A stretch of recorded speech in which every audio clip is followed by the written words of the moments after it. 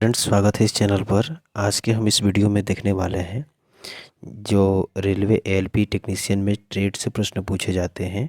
तो उन्हीं ट्रेडों में से हम लोग इलेक्ट्रॉनिक मैकेनिक से जो है जो भी प्रश्न बनता है एग्ज़ाम में, खासकर रेलवे एएलपी टेक्नीशियन के एग्ज़ाम में, वो सारे प्रश्नों को देखेंगे और विस्तार पूर्वक उनका जो है व्याख्या करेंगे। ठीक है, तो चलिए शुरू करते हैं। देखिए प्रश्न फ्रेंड्स पूछा हुआ है कि सॉरी जब 480 वोल्ट एसी पर निर्धारित ऊर्जान्वित विद्युत उपकरण का निष्पादन परीक्षण किया जाता है, तब किस प्रकार के दस्ताने की आवश्यकता होती है। तो देखिए फ्रेंड्स, जब 480 वोल्ट पर निर्धारित ऊर्जान्वित विद्युत उपकरण का निष्पादन परीक्षण किया जाता है, तो हमें जो है फ्रेंड्स निम्न वोल्टता के दस्ताने की आवश्यकता पड़ती है। निम्न वोल्टता के दस्ताने की आवश्यकता पड़ती है। 480 वोल्टेज जो है एसी पर निर्धारित ऊर्जान्वित विद्युत उपकरण के लिए हमें निम्न वोल्टता की आवश्यकता पड़ती है।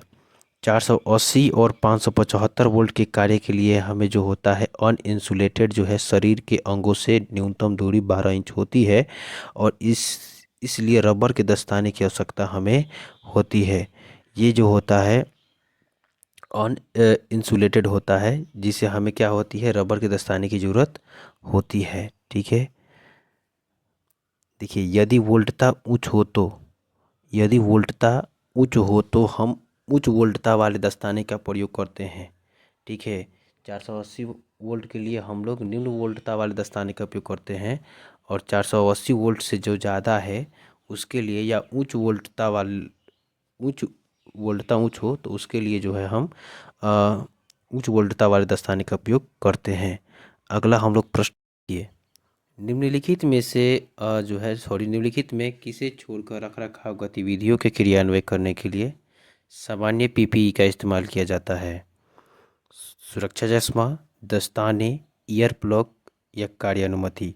तो इसका राइट आंसर होगा फ्रेंड्स कार्य अनुमति को छोड़कर रखरखाव की जितनी भी काम होता है उसके लिए हम लोग पीपीई का इस्तेमाल करते हैं। ये पीपीई क्या है? तो ये पीपीई वे साधन होता है जो विविध रूपों में मानव शरीर के आवरण के रूप में रक्षा करता है।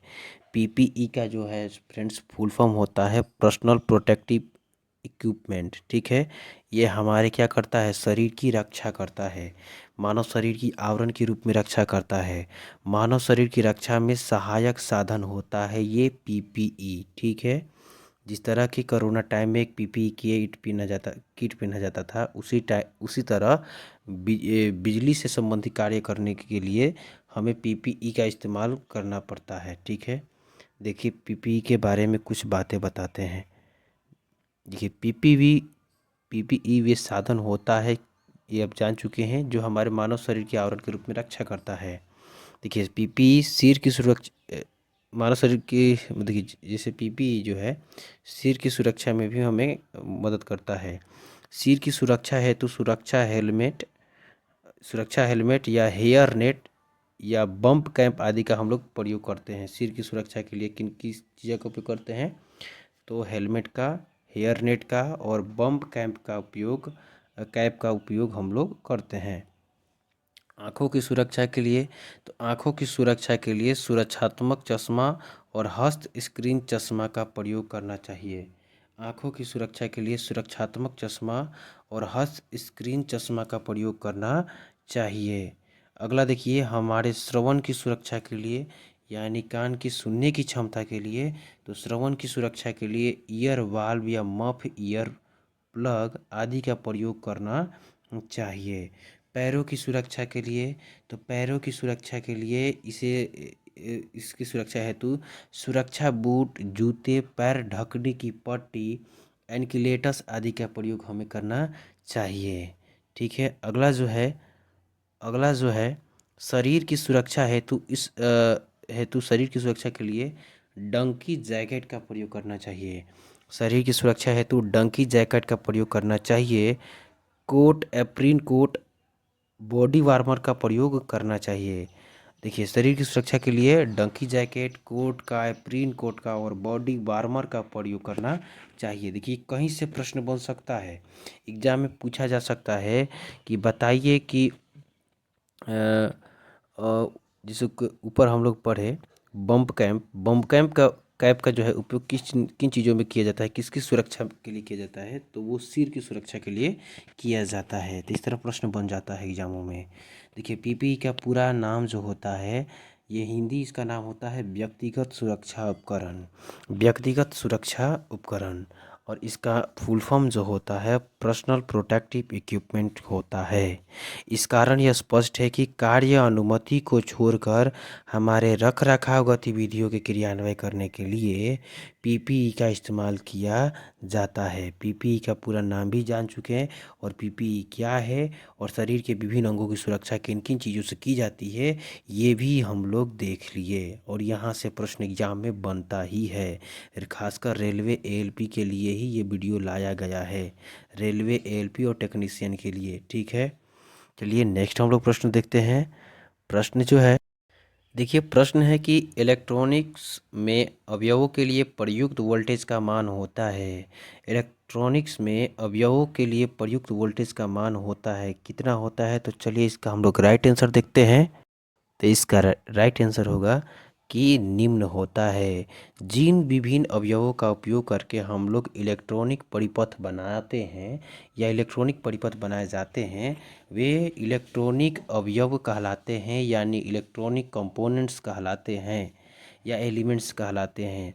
जैसे कि प्रतिरोध, प्रेरक तत्व, संधारित्र, diode, transistor, MOSFET, IGBT, SCR, OP आदि का आदि जो है ये प्रमुख अवयव हैं। और इन अवयवों में प्रयुक्त वोल्टेज का मान जो होता है निम्न होता है। इन अवयवों में जो वोल्टेज का मान क्या होता है, बहुत कम होता है। और यही प्रश्न पूछा गया था कि अवयवों में जो है इलेक्ट्रॉनिक अवयवों में जो है वोल्टेज का मान क्या होता है, तो निम्न होता है, ध्यान रखना है। ठीक है, अगला प्रश्न देखते हैं। देखिए, प्रश्न पूछा गया है कि निम्न में से पैरों की रक्षण के लिए, जैसे कि हम लोग ऊपर देखे थे कि सिर की रक्षा के लिए, पैर की रक्षा के लिए, आँख की रक्षा के लिए, शरीर की रक्षा के लिए, श्रवण की क्षमता बढ़ाने के लिए या बरकरार रखने के लिए हमें जो है किन किन सुरक्षा कवचों का उपयोग करना पड़ता है। तो उसी प्रकार पैर की सुरक्षा के लिए हमें किस प्रकार की पीपीई किट जो है उसका उपयोग, सॉरी क्या पूछा गया है कि निम्न में से पैर रक्षण का व्यक्तिगत सुरक्षा उपकरण नहीं है। ये इसमें से कौन सा है जो पैर रक्षण की व्यक्तिगत सुरक्षा उपकरण नहीं है? तो देखिए, अवरोध भी है, एस्बेस्टॉस सुरक्षा बूट भी है, एंटी स्टैटिक फुटवियर भी है, चप्पल जो है। लेकिन हम लोग ऊपर देखे थे कि बम्प कैंप जो है ये सिर की रक्षा के लिए इसका उपयोग हम लोग करते हैं। तो इसका राइट आंसर जो होगा बम्प कैप होगा। बम्प कैप का उपयोग पैर की रक्षा के लिए नहीं किया जाता है, इसका उपयोग सिर की रक्षा के लिए किया जाता है। अब देखिए अगला जो है, फैक्ट्री में देख लेते हैं। फैक्ट्री में कार्य करते समय पैर की सुरक्षा के लिए हमें कुछ उपकरणों का प्रयोग करना चाहिए। एक होता है अवरोध, एक होता है एस्बेस्टॉस सुरक्षा बूट और एक होता है एंटी स्टैटिक्स फुटवियर। ठीक है, अगला देखिए कि बम्प कैप का उपयोग हम लोग सिर की सुरक्षा के लिए करते हैं। बम्प कैप का उपयोग हम लोग किसकी सुरक्षा के लिए करते हैं, तो सिर की सुरक्षा के लिए करते हैं। किसकी सुरक्षा के लिए करते हैं, तो सिर की सुरक्षा के लिए करते हैं। ठीक है,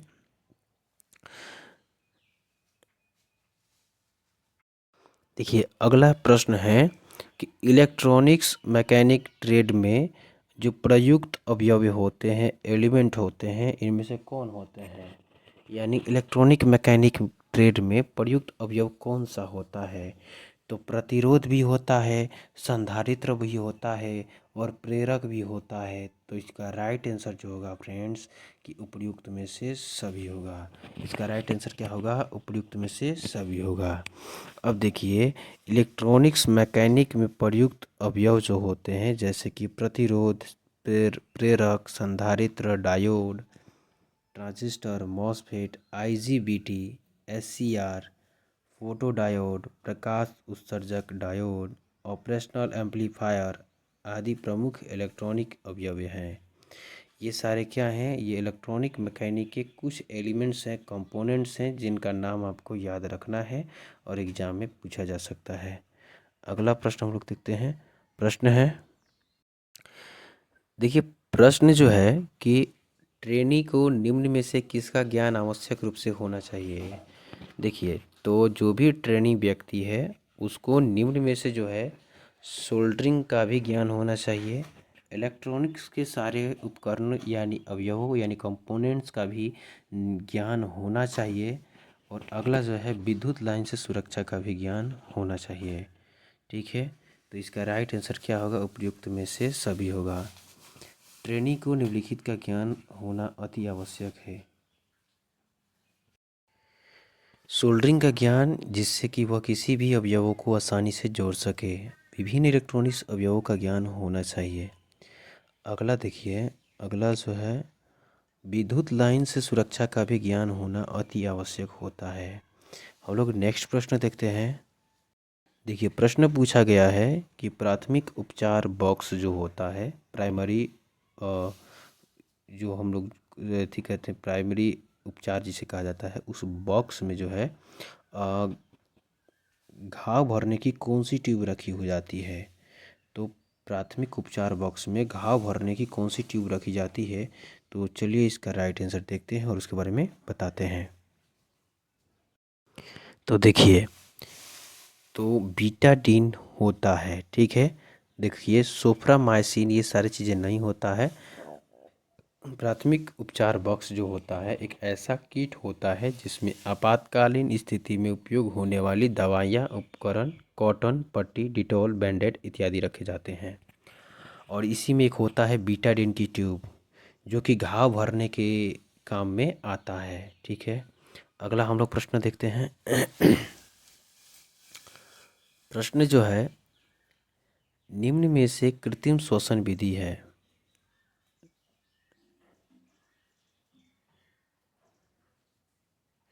निम्न में से कृत्रिम श्वसन विधि है सैफर विधि, सिल्वेस्टर विधि, लाबोर्ड विधि।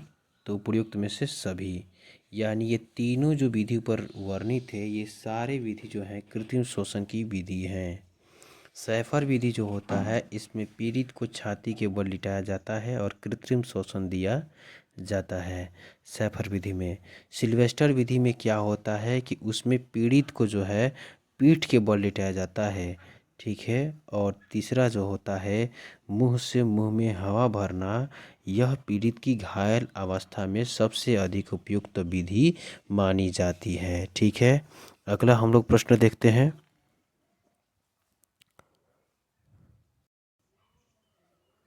देखिए, प्राथमिक उपचार का समान है, पूछा गया है कि प्राथमिक उपचार का इसमें से समान है। डिटॉल, रुई, गोल पट्टी। तो देखिए, जो प्राथमिक उपचार का जो सामान है ये तीनों है, तो उपयुक्त में से सभी इसका राइट आंसर होगा। प्राथमिक उपचार के बॉक्स में डिटॉल, रुई, गोल पट्टी, बैंडेड, बीटाडीन इत्यादि वस्तु को रखा जाता है। प्राथमिक उपचार किसी रोग से हो प्राथमिक उपचार किसी रोग के होने या चोट लगने पर किसी अप्रशिक्षित व्यक्ति द्वारा जो सीमित उपचार किया जाता है उसे प्राथमिक उपचार कहते हैं। ठीक है, अगला हम लोग प्रश्न देखते हैं।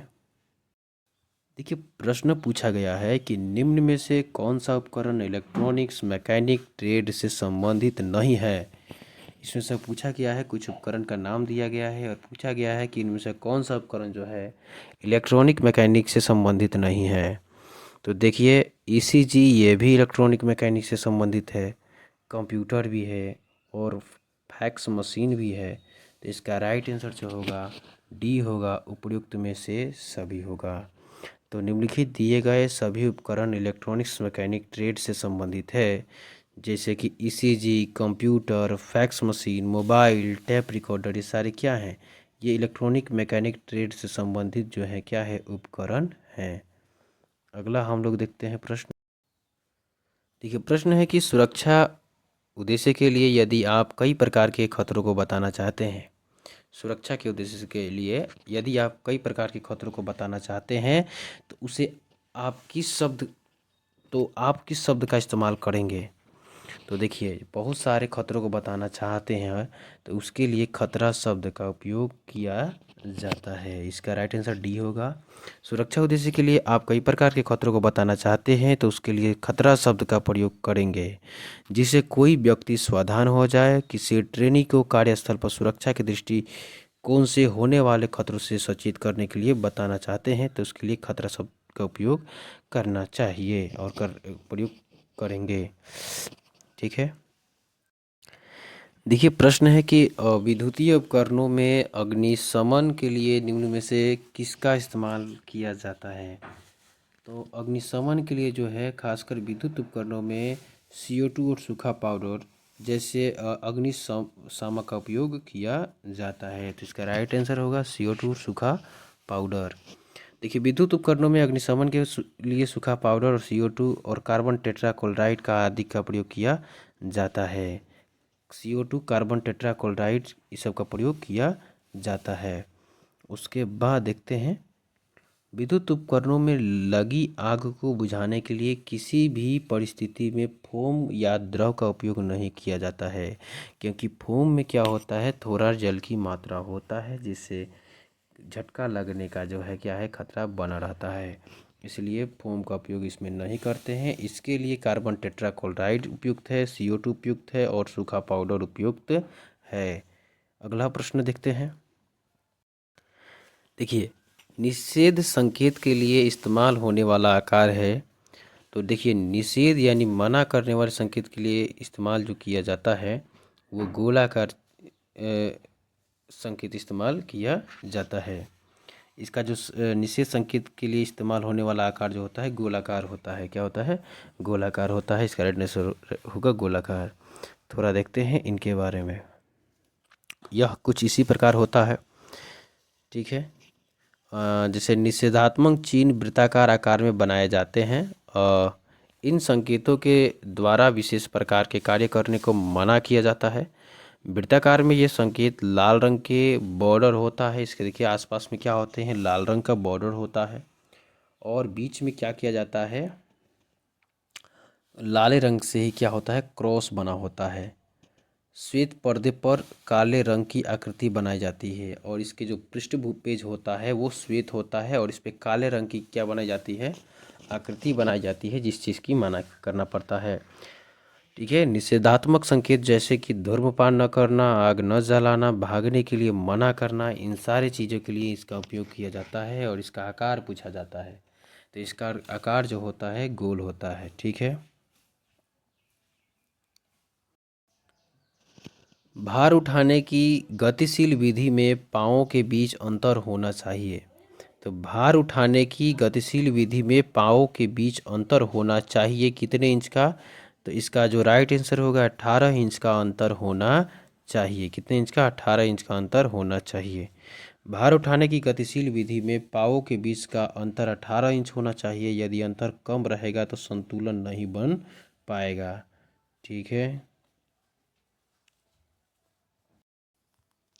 देखिए, कंबल, रेत आदि के द्वारा ऑक्सीजन की जो सप्लाई काट कर आग बुझाते हैं उसे क्या कहा जाता है। कंबल, रेत आदि के द्वारा ऑक्सीजन की सप्लाई काट कर आग बुझाने को क्या कहा जाता है। तो इसे अवरोधन कहा जाता है। क्या कहता है, अवरोधन यानी स्मोथरिंग कहा जाता है। अवरोधन कहा जाता है।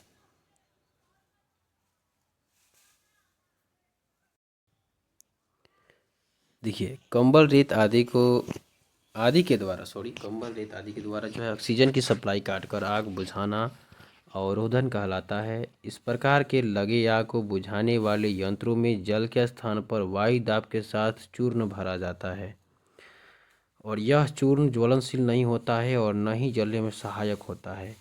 यंत्र का लीवर दबाने पर रेत जलती हुई वस्तु के ऑक्सीजन की सप्लाई को रोक कर आग को बुझा देता है। ठीक है। अगला प्रश्न देखते हैं। यदि किसी व्यक्ति को विद्युत झटका लग गया हो तो हमें क्या चाहिए। तो यदि किसी व्यक्ति को विद्युत झटका लग गया हो तो हमें कोई इन देखिए चारों में से तीनों में से कोई एक काम करना जरूर चाहिए। मुख्य स्विच ऑफ करके पीड़ित को अवमुक्त करना चाहिए, ये भी करना चाहिए। स्वयं को भू संपर्क से अलग रखते हुए पीड़ित को खींचकर बिजली से अवमुक्त करना चाहिए। पीड़ित को स्पर्श न करते हुए उपकरण की शक्ति आपूर्ति केबल प्लग टॉप को हटाना चाहिए। तो इसमें क्या है कि उपर्युक्त में से किसी एक विधि को अपनाना जरूर चाहिए जब झटका किसी व्यक्ति को लगा हो, विद्युत झटका।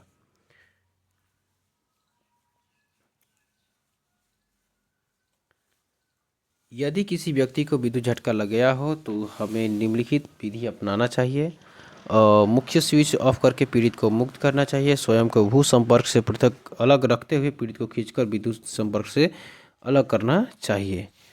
पीड़ित को स्पर्श न करते हुए उपकरण की शक्ति आपूर्ति केबल के प्लग टॉप को हटाना चाहिए।